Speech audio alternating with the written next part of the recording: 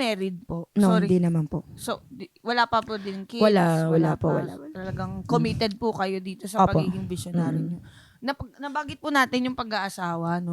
Meron po ba lumalapit sa inyo? Gusto nila malaman kasi kung may kabit ang asawa Ay, nila. naku. Oo. Ay, meron. Kwentuhan nyo. I have one scenario talaga.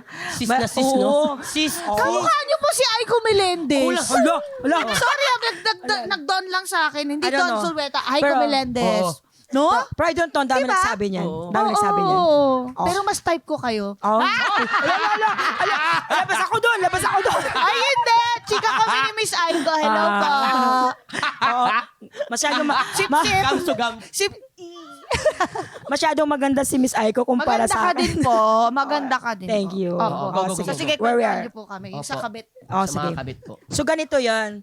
Ito totoong senaryo to Opo, go lang po. Dumating pa nga sila doon sa pagrereklamo mo. Kasi kung mali daw ako, talagang mareklamo ako. So ganito na, pumunta yung magkapatid na dalawa, tapos isang asawa. So, yung babae kasi is OFW. Okay.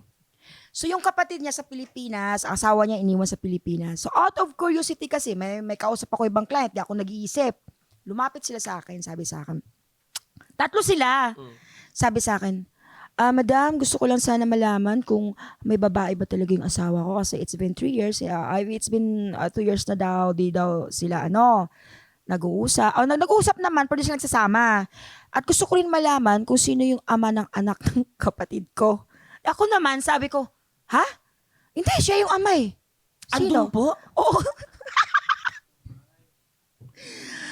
Kasi di ko naman... Sabi nung ama, tumambling. Oh, pak, somersault. Pero, hindi ko talaga sinadya yun. Kasi nga, may kausap ako isang Kumbaga, client. hindi mo alam na Wala mag-asawa lang. sila. Hindi.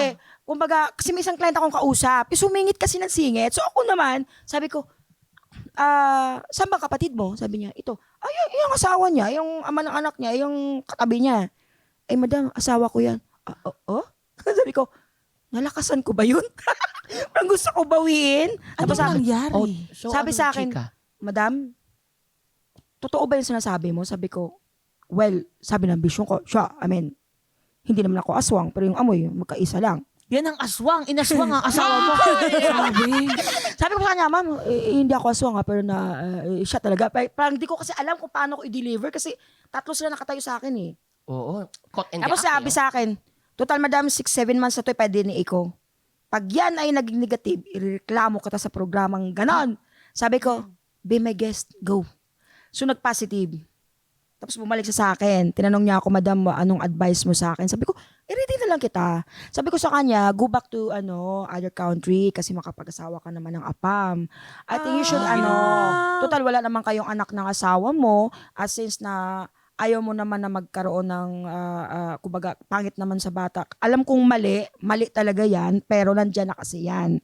So, bumalik siya ng ibang bansa, tapos bumalik siya sa akin after 1 year, nagdala siya ng pasalubong, sabi niya, my God, ang sarap ng buhay ko sa apam.